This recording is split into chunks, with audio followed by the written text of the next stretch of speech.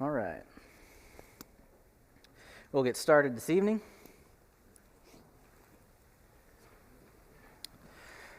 As I'm sure you're aware, especially if you can read the board, we're talking about the book of Revelation this quarter. So we're starting that discussion off tonight. I'm very excited. I love talking about this book. I love studying this book. It's definitely a challenging book. I think my understanding of the book deepens every time I study it, and this time will be no different. So we were joking, even right before class, was already having discussions before the quarters even started about different views and opinions and things about this book. So I'm sure there will be some great discussions come from this class. That being said, if I say something or you hear something you don't quite understand or don't quite agree with, feel free to come talk to me. If it's a big discussion, preferably let's do it after class. But I'm open to those discussions if we have those.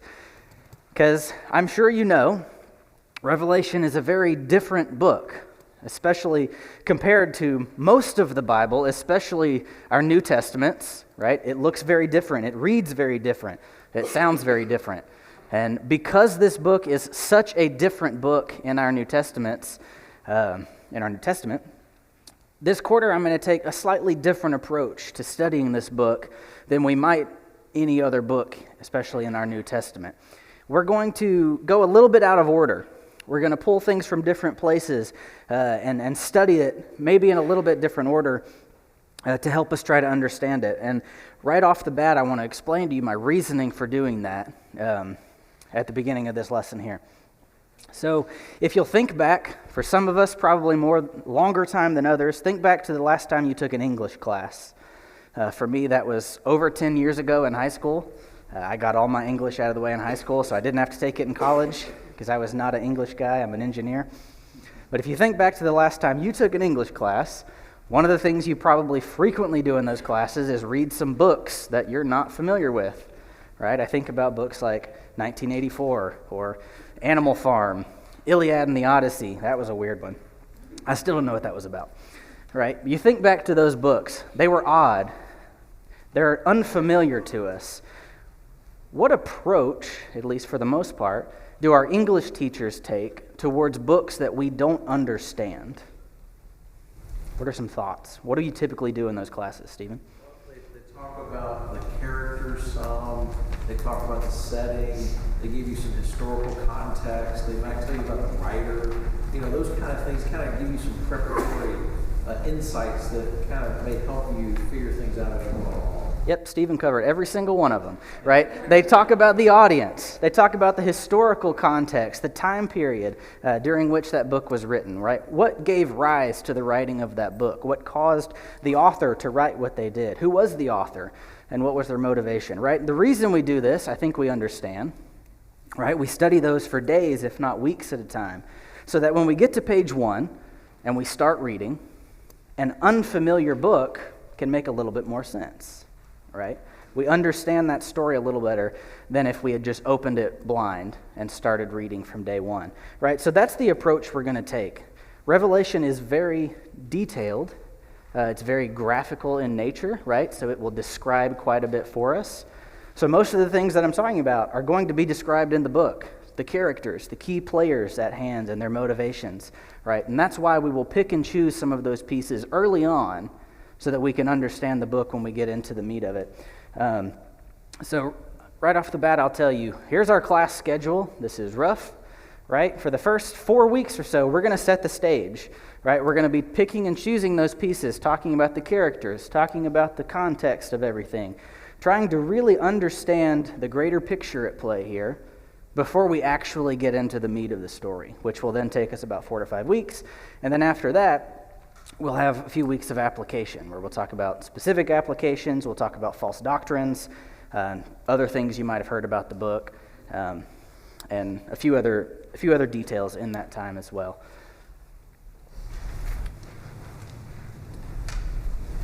So, tonight, lesson number 1 is titled Intro and the Keys. If you look at the cover of your book, the subtitle that I put was Unlocking the Message of an Unusual Book. So because this book is so unusual and unfamiliar, tonight we're going to talk about the keys. These are the keys, the 4 keys that we're going to use to unlock the message of this book. Okay? These are not things that I came up with. These are things established in the book that we're going to talk about tonight. Things that are going to help us understand this book and help make this confusing puzzle maybe a little bit less confusing. And I'll tell you what all 4 of those are up front. These 4 keys, and this is important: audience, background, time frame, style. If you haven't already, write those 4 things down. We are going to talk about these 4 things every single week because they are crucial to our understanding of this book. And tonight we're going to talk about all 4 of these in detail.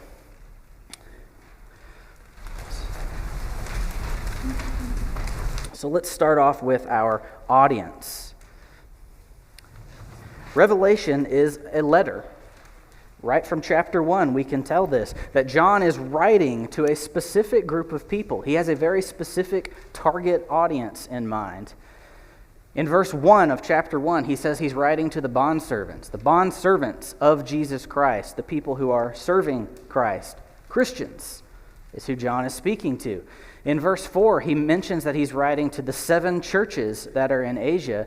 And in verse 11, he lists all 4 of those: Ephesus, Smyrna, Pergamum, Thyatira, Sardis, Philadelphia, and Laodicea. John establishes that this is who he is speaking to. Like I just showed, in verse 4, John says, John to the 7 churches that are in Asia. If we flip to the last chapter of the book, chapter 22, verse 16, I, Jesus is now speaking here, have sent my angel to testify to you these things for the churches. So we can see, cover to cover, this book is for this audience. That is who John is speaking to. And we cannot forget this fact when we're studying this book. Right?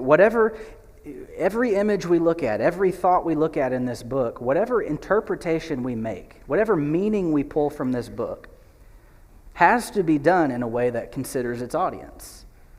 It has to be something that will make meaning to these people, and these people would have been able to understand. Any attempt or any thoughts or ideas that we pull from this book that ignore this are fatally flawed. Right? And this is one of those keys to help us understand where those things lie. It has to make sense to this audience. That's the first key. We're going to go ahead and move on to the second. My reason is next week we're going to talk about the audience in a lot more detail. Right? So we're going to talk more about this one next week. Chapter 2 and 3, Jesus makes an address to each church. And I'm going to do something different this year teaching this book than we've done in the past, that I've done in the past. We're going to do something kind of cool, at least I think so. Next week, usually I do 2 weeks on the audience. I'm only going to do 1. So next Wednesday, we're going to talk about each address to the churches, and we're going to contextualize it within the greater story of Revelation. That's what our class next week will be about. Starting the following night, so next Thursday, the 17th, you may have already seen this announcement on Facebook, we have a web series that will start on Thursday nights, 7 p.m. Please watch every single one of them. Kevin Carlisle and I are going to take each address for each church and break it down even further. About a 20 to 30-minute discussion where we talk about what Jesus has to praise them for, what Jesus has to rebuke them for, and counsel that Jesus will offer. I know that's a discussion a lot of people want to have in this book, but to allow us the time to study the rest of the book, we're going to do it that way. So I hope you'll tune in on Thursday nights for that discussion. But next week will still be about the audience. So we're going to move on to key number 2. We'll spend more time on the other 3.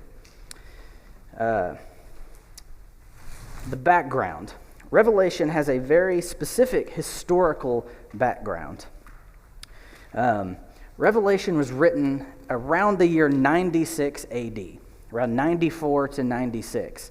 I will say right off the bat right here, already a point of contention for some people, right? You talk to enough people about Revelation, you'll hear dates all over the place in the 1st century.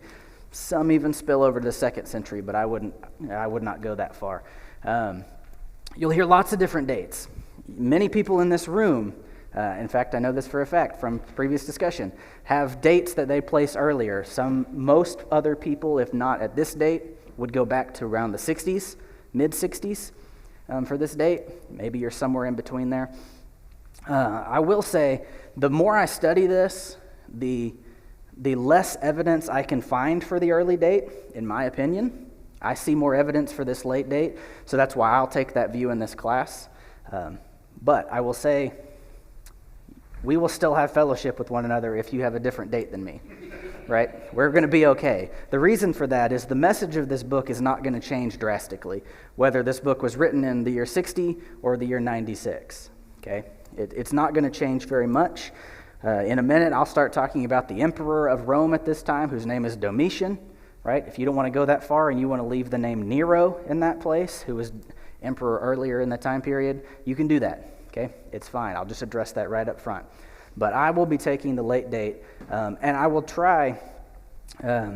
It's hard for me to give a succinct answer as to why I land on that late date very quickly tonight.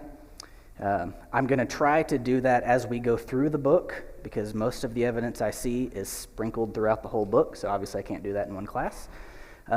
So if that feels just a little out of the blue that I'm just dropping that date on you, bear with me. We'll get there in the next couple weeks.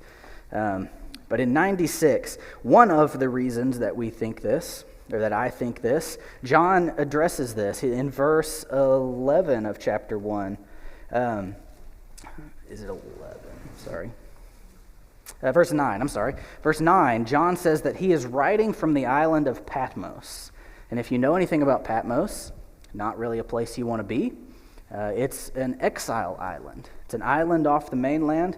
People who were outcast by the empire would be sent there, kind of a prison, right? It's Alcatraz, if we can think about something we'd be familiar with in our time, right?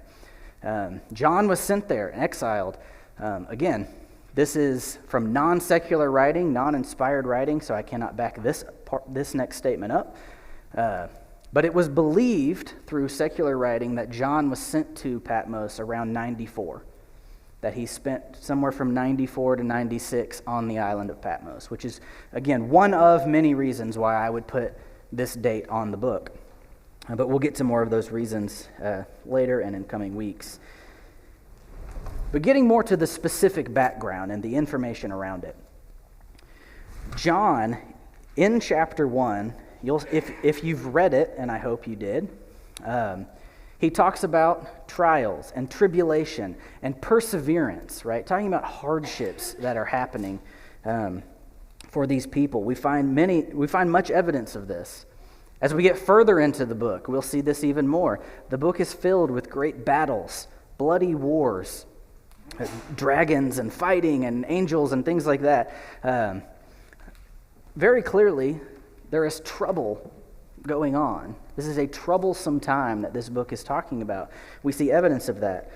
The Christians were going through this as well. In the year 96 AD and all around this, most of the world is under control of the Roman Empire.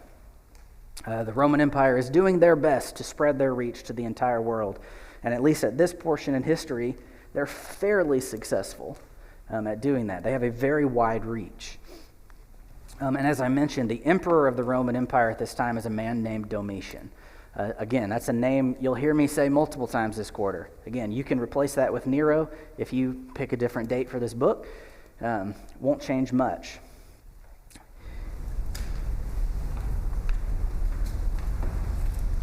Revelation was written at a time of violent persecution against God's people.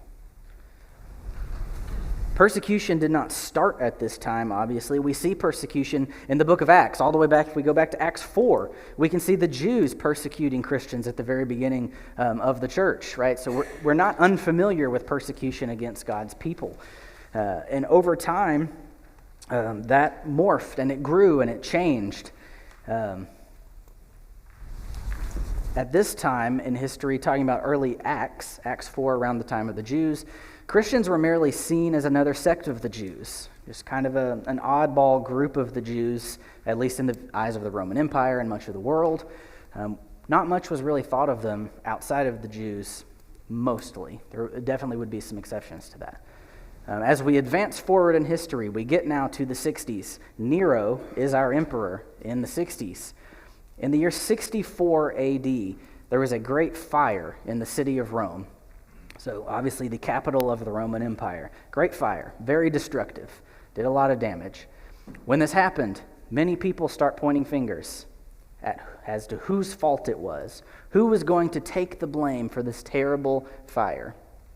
And first person whose head was on the chopping block was Nero. How do you think Nero felt about that? Not great, right? Yeah, Nero's a smart guy, and he was not going to stand for himself taking the fall for this fire, so he found an easy scapegoat. Outliers, some oddball people who not many people liked and a lot of people thought were weird. Who do you think that was? Christians, right? Christians started taking blame for this fire for not much reason outside of Nero needed the blame somewhere else, and that was an easy way to do it. Christians began taking the blame for this, began being persecuted for this reason, and then expanding that to many other reasons, right? Christians became a scapegoat for much of the attention and punishment that would come from the Roman Empire. Now, as we move forward 30 years to this later date in 96, this has just been getting worse. The problem has been growing. So now you get to our emperor in the 90s of Domitian, who took things to a whole new level. Right? Now this did not start with Domitian, but he took it to a whole new extreme of this idea that the emperor was God. Not just a God among many, but the God to be worshipped above all else. The emperor thought this of himself, and the empire often enforced it. Domitian, amongst as well as other emperors as well, would set up images of themselves around the world to be used for worship. Temples would be taken over and used for emperor worship. There was a group of people employed by the empire responsible for enforcing these ideas of much of Rome's desires and especially emperor worship, worshiping Domitian as God. Now, clearly, that poses a problem if you're a Christian, right? I worship one God, the true God, the creator of the universe. I can't worship Domitian as a god. He's not a god. He's a man. But this was not as simple as just saying, I don't believe that. I'm not going to participate in that. I'm going to go about my business. The Roman Empire did not allow that at this time.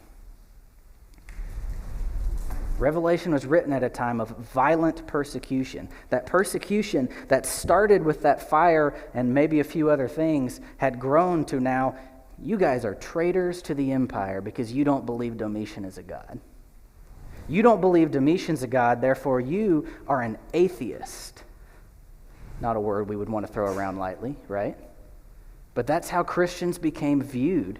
And it became such a big deal that Christians were used as an example for what it became or what it would mean for your life if you disobeyed the empire, if you stood against the empire. I'll take this time to tell you a story. It's a story I read in a letter from the first century. I don't know much about the author. I don't know whether he was a Christian or anything like that. But he wrote this letter to friends and family somewhere else, right? Talking about things that were going on in his city from his viewpoint.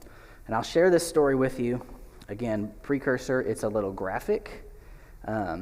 But I do this for a reason, right? It really sets the stage for what's going on, what kinds of things these people were dealing with. This man in this letter writes that there was a man in his city who became known to be a Christian, who became known to be one of those traitors who would not worship the emperor. So to make a point, the empire sent their men out.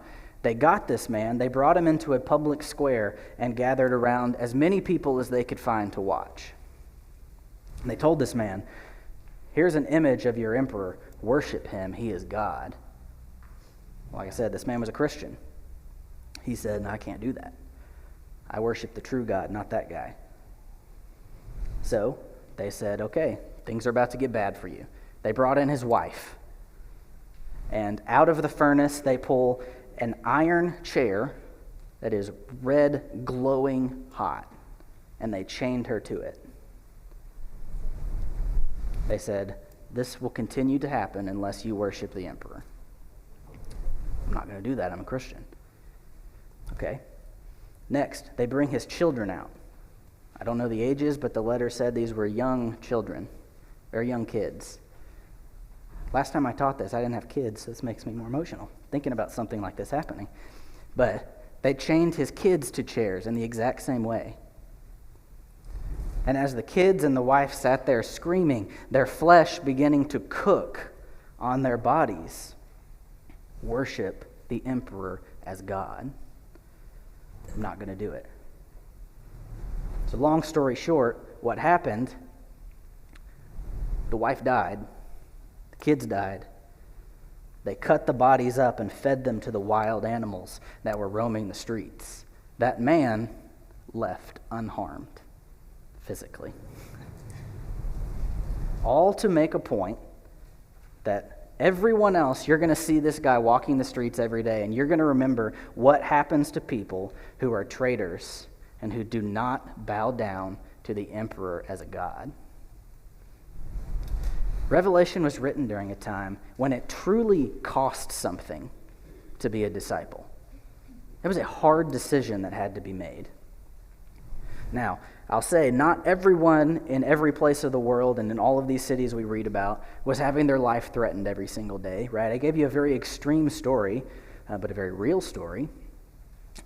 But that doesn't make it easy for anyone else, because Christians in other cities might be facing situations where, although I'm not being physically assaulted, I can't feed my family, I can't feed my children, because when I go to the market to buy food, I'm told, hey, you're one of those Christians. I can't do business with you, or I get in trouble. Or the employer says, I can't give you a job because I'll get in trouble for hiring a traitor to the empire, right?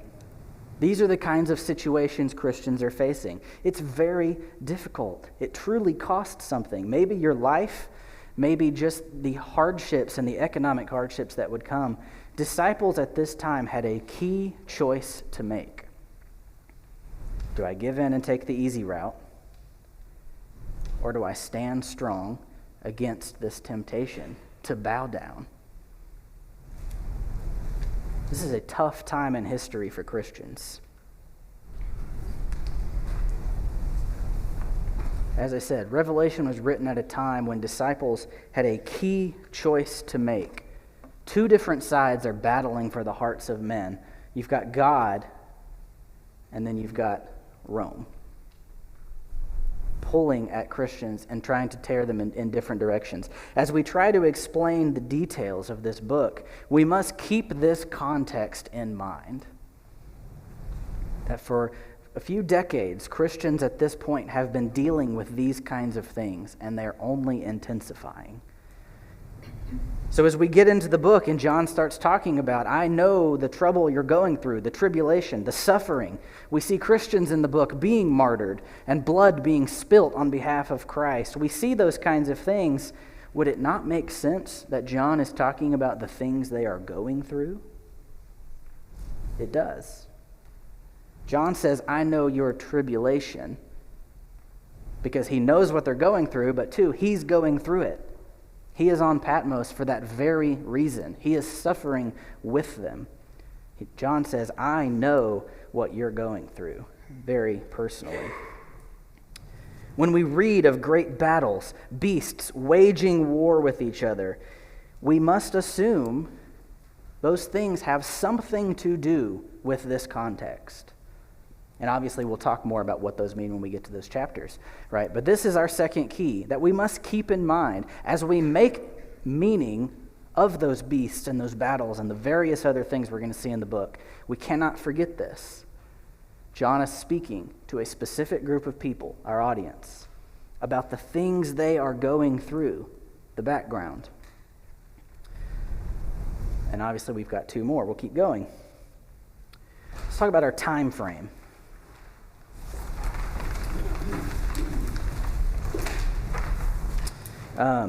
Revelation is a book of prophecy. John is writing about things that are to come, is what he says. We see this in a few different places, right? Chapter 1, verse 19, therefore write the things which you have seen, John is told. and the things which are and the things which will take place after these things. All right? So some of these events are in the future. We look forward to chapter 4, verse 1. After these things I looked, and behold, a door standing open in heaven. And the first voice which I heard, like the sound of a trumpet speaking with me, said, "Come up here, and I will show you what must take place after these things." Going back to chapter 1, looking at all these things kind of in more detail. John says that these things must take place soon. Verse 3, the time is near. All the way at the end of the book, we have the same message being told. Things which must shortly take place. And then here's a statement I want to focus on for a few minutes. John is told, do not seal up the words of the prophecy of this book, for the time is near. Right? These things are about to happen. Don't seal this up. This is very relevant at this moment. I say this statement is significant because we see this at another point in our Bibles, in a very similar situation, a very similar context, back in the book of Daniel. Can I get a volunteer from somebody who is reading from the English Standard Version, because it words it well? Who wants to read? Can you read Daniel chapter 8, verse 26? I want you to focus on what Daniel is told here in his prophecy relative to this one. Daniel chapter 8, verse 26. Daniel 8:26. The vision of the evenings and the mornings that has been told is true, but seal up the vision, for it refers to many days from now. Seal this up because it refers to many days from now, is what Daniel is told. You see the difference? John is told, do not seal this up. The time is near. Daniel is told, seal this up. The days are not near. Does anybody know, from the time Daniel received his vision until everything in his vision had been fulfilled, do you know what time period that was, roughly?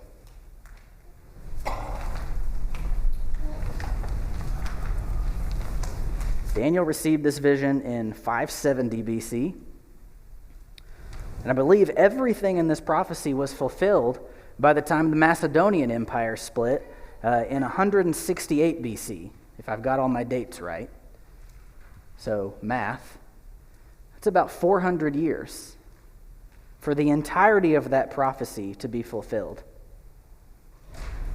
Now, if 400 years is seal it up, these things aren't happening quickly, what must we say about a book where we're told not to seal it up because the time is near? Time is near, right? We understand the language. That should be simple. I say should be because this is not the way most of the world looks at this book, right? That the time is near. These things are coming soon. They are happening soon. That word means exactly what we would think it means.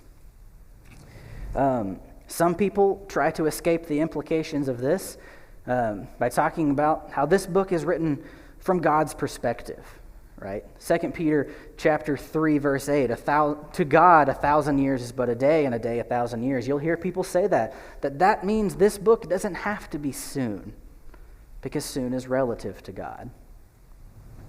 What was our first key? Audience. We're not writing this book to God for God's benefit. This is to an audience of men who would have probably a very specified meaning to the word soon, right? We have to keep our audience in mind as we look at this, that this message is for these people. Because think about it this way. Let's assume that our friends who tell us that 1,000 years is but a day but 1,000 years, let's just assume that's right for a minute. And that this book is from God's perspective. Soon is relative. We can't really know. Now here we are 2,000 years later. Not everything has happened yet. What is the message that we're writing to the 7 churches in Asia Minor? I know your troubles. I know your struggles. I know the tribulation you're going through. But don't worry, Jesus is coming to help you, but none of you will experience it. It doesn't quite carry the same meaning to these people, does it? That help is coming, but you won't get to experience it. you're all going to be long dead, probably at the hands of the Roman Empire before that help comes. That does not make sense. That does not fit with what John is talking about. And that is a practical example you can see of these keys and how they help us make sense of things, that this has to be soon. Now, obviously, I'm not going to stand here and tell you that we can put an exact year-to-year date on every event in the book of Revelation. That would be very hard to do. I couldn't do it. I don't think any of us could, right? But to say that they're happening 2,000 plus years later in our time would be wrong. Okay? And many people believe that. Many teachings that you'll hear from people out in the world from this book talk about events in our time. Right? The sixth seal was opened in 2014. Right? I heard somebody tell me that one time in college. Right? The year 2014 was seal number 6. Right? That just breaks our time frame. It just doesn't fit what John is saying that this book is, and what John is saying this book is for, and what purpose it serves. So we have to keep that in mind. So let's see. Let's keep going. Are there any questions so far? I know I'm doing a lot more talking tonight than I hope to do in future weeks, right? But there's just a lot I need to cover tonight. Any comments or questions or anything so far on what we've talked about? Cody, when you talked about the difficulties that the audience was to have regarding not being able to work for or things like that, it would also, I would assume, take into account the fact that no one could buy goods or services from them, so that they could not maintain their livelihood. Correct. That's an extension of it, right? That Christians were seen as outcasts to society who were not to be dealt with in any capacity, right? As a Christian, I can't go in and buy things that I need for my family. I cannot sell things to other people to make money for my family. Even if I could, the money that I earn is no good because nobody will take it, right? It's just a compounding effect of you cannot deal with society around you if you're a Christian, and that's the effect. And the book, as we get forward into it, will talk about those kinds of things, right? That money just doesn't have value to a Christian in the same way because of this circumstance. Business can't be done. Business is affected. Christians are affected. Economic hardships are a natural occurrence from this type of situation. Yeah. Anything else? Any other thoughts? If not, we will keep going. Let's talk about style. Now, this one is probably the most apparent to you, if none of the other three were in reading the first chapter. This book is different, right? We've talked about that. You go through this book, skim through it. How many books of the Bible do you see dragons in? Not many. There are a few others. But we don't see a lot of dragons. We don't see a lot of beasts and things that we'll see here. This book is different. It is very unique in nature. It's filled with these bizarre images. And because of this, I think often that's why we come to this book and it's a little bit intimidating. Sometimes on a first read, I know for my first read, I had no clue what this book was about. It took other smarter men to help me understand it, right? Because it's weird. It's not something we are familiar with. We don't read this type of literature in our Bible or out of our Bible very often. But this should come as no surprise to us. In verse 1 of Revelation, John says that these things were signified to him, right? These are signified to him. These are things he is seeing, visions that were shown to him. We'll see one here in a minute that we're actually going to read in chapter 1. But obviously, as you look forward, all of these dragons and things like that, there were not actually dragons walking around on the earth at this time, right? That's not what John is saying. These are signs, things that were shown to John by God, and he had to make sense of them, and he is now reiterating them in his letter to these people, much of it through the words of Jesus. to these people. It was signified. It's symbolic. Much of this is figurative in nature and has to be interpreted to understand it, which is one of the reasons, one, like I said, that it's sometimes intimidating, but also, why do you think we have so many different views and opinions on this book that might differ, even amongst some of us in this room? It's not instantly apparent all of the time. It's going to take some thought. It's going to take some time, some study, and hopefully the things I can show you will help make more sense to you. I'm sure many of you will point things out to me that I didn't understand, right? And that's why some of these conversations I'm saying are okay to happen, right? If we differ a little bit on these things, it's difficult, okay? And it's intended, it is written that way because we are not familiar with it. But that's the exact point I want to make now, that this is written in apocalyptic literature. That is the style by which it's written, right? That's a specific term. You've probably heard the word apocalyptic before. We have lots of movies and TV shows that talk about the apocalypse, right? The end of the world, which is the meaning most people in the world place on this book, right? This is where that apocalypse idea comes from primarily. It's from this book. You hear things about Armageddon, right? Things taught by premillennialists about Jesus and his 1,000-year reign, things like that we'll talk about later in the quarter.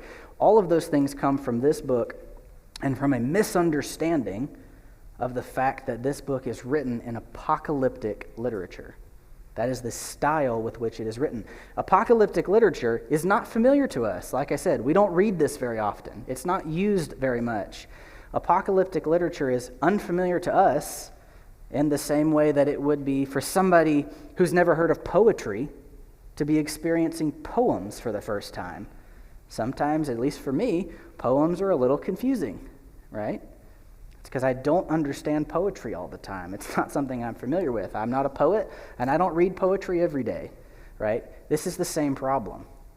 We don't read this kind of literature often. This is a style of writing that is not exclusive to the Bible.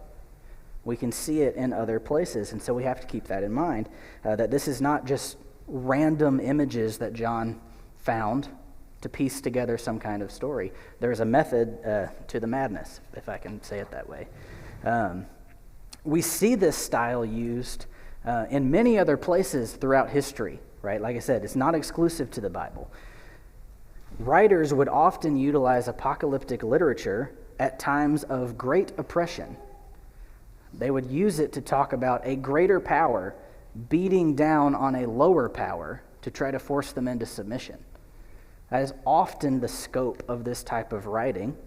We see that in our Bibles, right? The Israelites were oppressed by many nations throughout the Old Testament, and we see writings in the book of Daniel that look very similar to this, right? Talking about that same idea. Like I said, outside of the Bible, we're not going to talk about any of these, but Book of Enoch, Assumption of Moses, there's writing about Antiochus Epiphanes, right? Some weird names we're not familiar with, right? That look just like this if you were to open those books. And those books have the same theme to them: greater power, oppressing someone lower, forcing them into submission. Do you see how that style of literature fits what we're talking about? There is reason that this style is utilized here. It is one that these Christians would have been familiar with to make these points. Because apocalyptic literature, like I said, greater power, beating down on a lower power, it would talk about that, and this style of literature also points to a greater hope. A hope of deliverance from that situation is often how these apocalyptic stories would end. Giving people hope, something to look forward to, right? Spoiler alert, that's what Revelation does, right? We're going to talk about deliverance from this situation. Again, this is a style of writing being used here. So we're going to have to practice with it and get familiar with it to understand these things. Another reason that I think apocalyptic literature is beneficial here, I've often heard it described, you've probably heard this statement too, that this style is used to both reveal and conceal a message. And here's what that means. To a Christian who understood the style and also understood the specific images being used, this book would make sense. They would understand it. It would come alive through these visions and images in a very powerful way. To somebody either not familiar with the style or not familiar with the specific images used, it would be confusing. Consider why this is helpful. If a Roman guard was to walk by and hear a Christian read something that said Jesus is going to punish Rome for the terrible things that they are doing to his people, that's not going to go well, right? But now, Roman guard walks by and hears, the Lamb will cast the sea beast and the false prophet into the lake of fire and brimstone. Well, that's not instantly apparent what they're talking about, right? It conceals that message from people, one, who aren't familiar with it, don't know the images, or who are not willing to sit down and take the time to learn it. Right? That's the effect of this book. But we're going to practice it now with the time we have left. In chapter 1, there is a very small vision we're going to look at. I'm going to read it, and what I want you to do, read along with me in Revelation chapter 1, starting in verse 12. What I want you to do, I'm going to tell you ahead of time. When I finish reading it, I'm going to have you give me one word to describe the vision that you see in your head. So visualize this. Verse 12. Then I turned to see the voice that was speaking with me. And having turned, I saw 7 golden lampstands. And in the middle of the lampstands, I saw one like a son of man, clothed in a robe, reaching to the feet, and girded across his chest with a golden sash. His head and his hair were white like white wool, like snow. His eyes were like a flame of fire. His feet were like burnished bronze when it had been made to glow in a furnace, and his voice was like the sound of many waters. In his right hand he held 7 stars. Out of his mouth came a sharp 2-edged sword, and his face was like the sun shining in its strength. One word. Just throw them out. You don't have to raise your hand. What was it? 7? Okay. What else? Literal. Revelation. Powerful. Triumphant. What else? Victory. Awesome. Powerful. Strong. Now, who is this a vision of? Jesus. We are told this is Jesus. And we'll see a lot of these references again next week as well in chapters 2 and 3. This is a vision of Jesus. Why do you think this vision, this awesome, powerful, triumphant, victorious image of Jesus is given in chapter 1? Churches need to know that Jesus was among them. Yeah. Kevin said raise your hand next time. Thank you. Yeah, Jesus is risen. They're being persecuted and forced and encouraged to worship the emperor. But guess what? Jesus is the Christ. He's risen from the dead. God is on his throne, and this is the Lamb of God. Absolutely. You have something different? Just contrast Roman Empire, and this is deep. Yeah, it is vivid like this for a reason, right? John says, I know the struggles that you are going through. I know how difficult your life is right now. I know how bad things are, but Jesus is coming, and look how great he is. And in this vision, we're told what it means. I didn't get to it right afterwards. The lampstands are the churches. Jesus standing with the churches. In his hand are the angels overlooking the churches. In Jesus' hand is the power to make change in their lives and to affect them and oversee them. What you're going through is hard, but Jesus, the creator of the universe, this, as you guys described, awesome, triumphant, powerful Jesus is standing with you and on your side. That's got to feel good. That's got to be motivating to persevere and to stay strong the way you may not feel like you can at this time. We're going to continue talking about our keys next week. I know there are a few hands. I'm sorry I didn't get to your comments. We're going to keep talking about these 4 keys starting next week, so please be ready with lesson 2. I didn't mention this earlier. Sorry, I'll take just a second to mention this. In your book, Every lesson is structured the same way. There are pre-class preparation portion, a reading from the book, as well as some thought questions to kind of help set up the class. Then there is an in-class section. That in-class section is meant for you to help you pull out the important details in sometimes some chaotic images and visions and things like that. It's really just to help guide you through our discussion. So use that however you see fit. I'll see you next week. Thank you. Thanks.